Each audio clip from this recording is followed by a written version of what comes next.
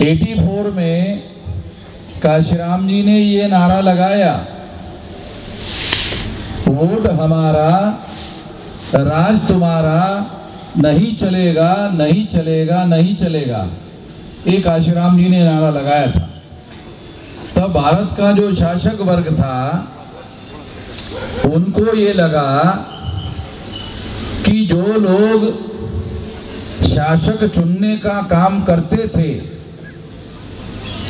और दूसरे ही लोगों को शासक चुनते थे, अब कहने लगे वोट हमारा राज तुम्हारा, नहीं चलेगा नहीं चलेगा।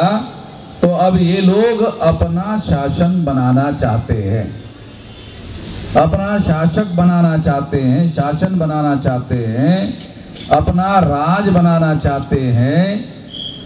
आप लोगों को याद है या नहीं है मालूम नहीं कि 84 को 14 अप्रैल 84 को काशीराम जी ने बहुजन समाज पार्टी बनाई और 81 में 6 दिसंबर 81 को उन्होंने एक संगठन बनाया था DS4। कुछ लोगों को जानकारी होगी, कुछ लोगों को जानकारी नहीं होगी। हम तो इस आंदोलन में शुरू से संघर्ष में शामिल होते रहे। तो DS4 के द्वारा भी चुनाव लड़ा गया था और चुनाव लड़ने की वजह से इस देश के शासक वर्ग में ये मैसेज गया था कि अब ये लोग शासक चुनने का जो काम करते थे, क्योंकि वोट के अधिकार में 2 अधिकार शामिल है। ये समझने की जरूरत है हमारे लोगों को। हमारे लोगों को ये बात समझ में नहीं आती है। ये आज भी हमारे लोगों को समझाने की जरूरत है। वोट के अधिकार में 2 अधिकार शामिल है, शासक चुनने का और शासक बनने का। हमारे लोगों को, तमाम लोगों को ये बात अभी भी समझ में नहीं आती ठीक से। वोट के अधिकार में 2 अधिकार शामिल है। एक अधिकार है शासक चुनने का और शासक बनने का। तो हमारे लोगों की औकात 84 तक, हमारे लोगों की जो औकात थी, मूल निवासी बहुजनों की औकात थी कि वो वोट के अधिकार का उपयोग शासक चुनने के लिए करते थे और ये मानते थे कि शासक बनना हमारा काम नहीं है। हमारे लोग ऐसा मानते थे कि शासक बनना हमारा काम नहीं है, इसलिए वो शासक चुनने का ही काम करते थे और दूसरों में से शासक चुनते थे। इसलिए दूसरों में से शासक चुनते थे। तो जब उन्होंने 84 में बहुजन समाज पार्टी काशीराम जी के द्वारा बनाकर देखी और उन्होंने नारा लगाया, वोट हमारा राज तुम्हारा, नहीं चलेगा नहीं चलेगा, तब लोगों को लगा, शासक वर्ग को लगा कि अब ये शासक चुनना नहीं चाहते हैं, शासक बनना चाहते हैं। शासक चुनना नहीं, शासक बनना चाहते हैं। तो ये अभियान काशीराम जी के द्वारा शुरू किया गया था और इस वजह से 84 में जब ये बात सामने आई तो ईवीएम मशीन लाने का काम शुरू हुआ। ये थोड़ा बैकग्राउंड में आप लोगों को समझा रहा हूं कि ईवीएम मशीन अपने आप नहीं आई। ईवीएम आने के पीछे एक बहुत बड़ी वजह यह है कि हमारे लोगों ने इस देश में शासक बनने का अभियान शुरू किया था। अभी शासक चुनने का काम बहुत हो गया, अब हम लोग शासक बनेंगे। ये अभियान जब शुरू किया गया था, इसको रोकने के लिए ईवीएम मशीन लाया गया और उसके बाद में 20 साल तक इसका प्रयोग किया गया। सबसे पहले केरला में ईवीएम मशीन का प्रयोग शुरू हुआ और सारे देश भर में इसका प्रयोग धीरे धीरे इस तरीके से किया गया ताकि इस मशीन को जैसा वो चाहते थे वैसा उसको डेवलप किया जाए। जैसा मशीन वो चाहते थे, उस मशीन का जैसा उपयोग करना चाहते थे, वैसा उपयोग करने के लिए उनके पास ईवीएम मशीन का तजर्बा होना जरूरी था। इसलिए 84 से लेकर उन्होंने 2004 तक ये प्रयोग किया और 2004 को फिर सारे देश भर में ईवीएम लागू किया।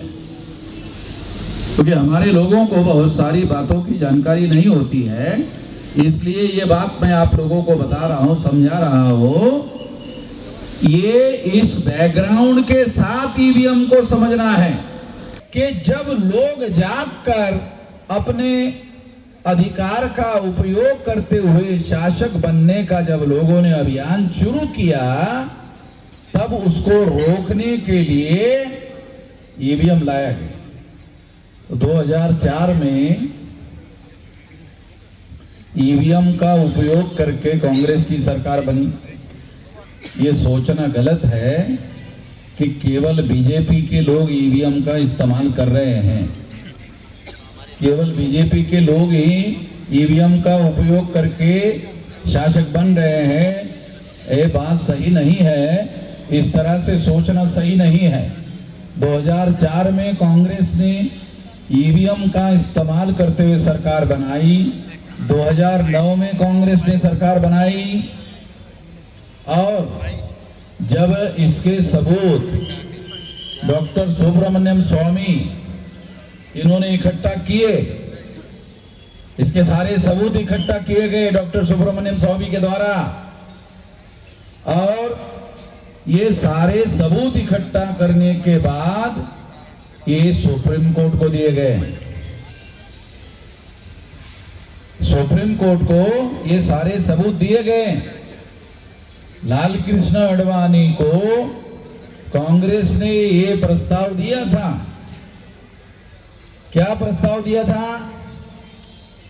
कि हमने 2 बार घोटाला करके सरकार बनाई है, तुम भी 2 बार कर दो। और हमारी छोटी सी शर्त है, चुप हो जा। आडवाणी की विचारधारा से हम सहमत नहीं हैं, मगर ईमानदारी इंडिविजुअल कैरेक्टर होता है। जो ईमान होता है ना, ईमान, ये इंडिविजुअल कैरेक्टर होता है। तो आडवाणी जो है वो ईमानदार आदमी था। वो जो कचरे के ढेर में पड़ा हुआ है ना अभी, वो उसके ईमानदारी की वजह से पड़ा हुआ है।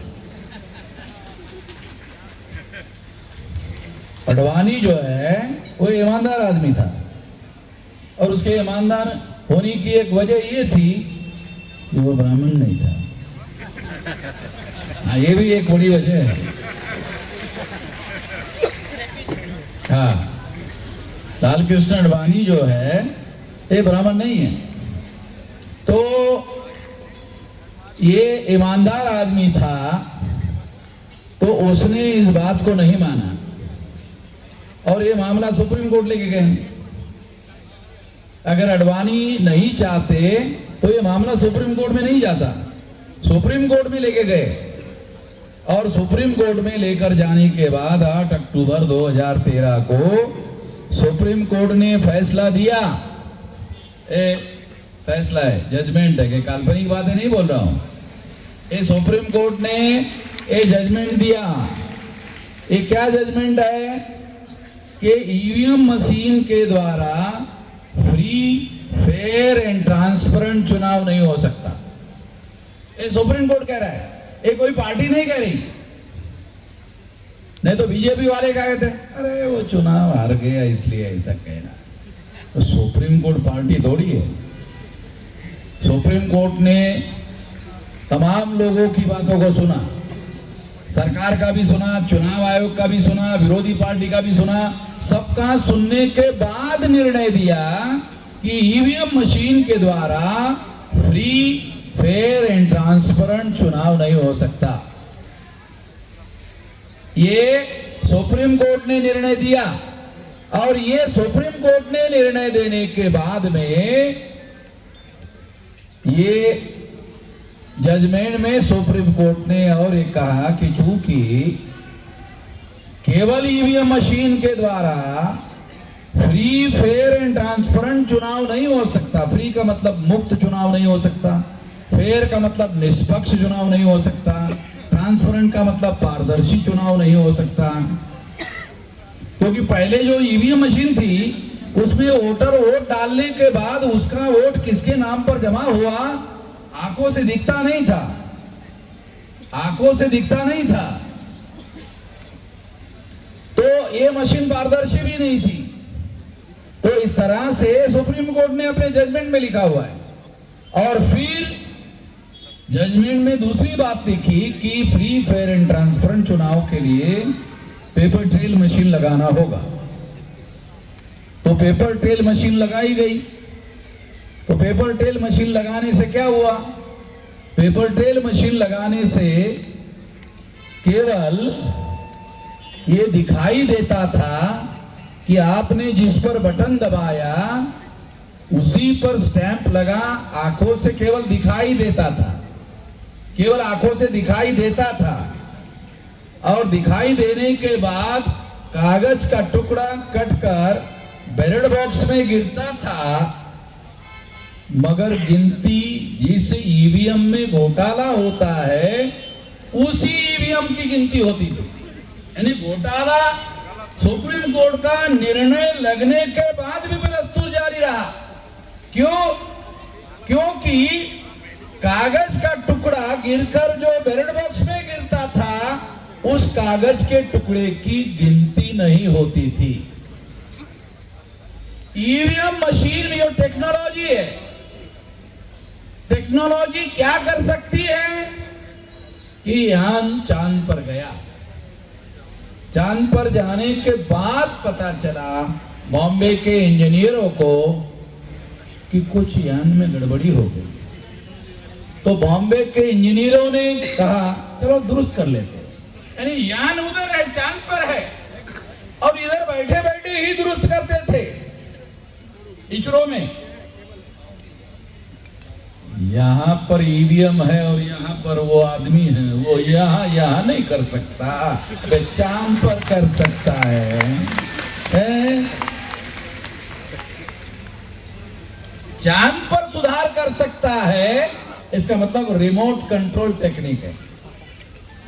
टेक्नोलॉजी थोड़ी बहुत जानने वाले जो लोग हैं उनको मतलब रिमोट कंट्रोल टेक्निक है। रिमोट से उसको चलाते थे और अपने हिसाब से उसका उपयोग करते थे। तो यहां के यहां क्यों नहीं किया जा सकता? तो ईवीएम मशीन में पेपर ट्रेल मशीन लगाया गया, मगर पेपर ट्रेल का जो कागज का टुकड़ा है उसमें तो स्टैंप लगा हुआ है, उसकी तो गिनती नहीं होती थी। गिनती जिस ईवीएम में घोटाला होता था उसी की गिनती होती थी। तो ये अभी भी जारी है, ये अभी भी जारी है। भ्रम क्या हुआ? अरे पेपर ट्रेल तो लग गए ना, आप बोल रहे थे ना, लगा दिया। जैसे बहुत सारी महिलाएं कार्यक्रम में जाने के पहले झुमका लगा देती है और घर में जाने के बाद वापस फिर उतार कर रख देती है, उसी तरह से चुनाव आयोग ने वो मशीन लगा दिया, हो गया, फिर उसको उतार के रख दिया। यानी उसका कोई उपयोग नहीं करते थे। ऐसे ही एग्जाम्पल के लिए दे रहा हूं, महिलाएं अपने मन में किंतु परंतु ना रखें। मैं एग्जाम्पल आप लोगों को समझने के लिए बता रहा हूं, एग्जाम्पल देने के लिए बता रहा हूं ताकि बात हमारे लोगों के समझ में आ जाए।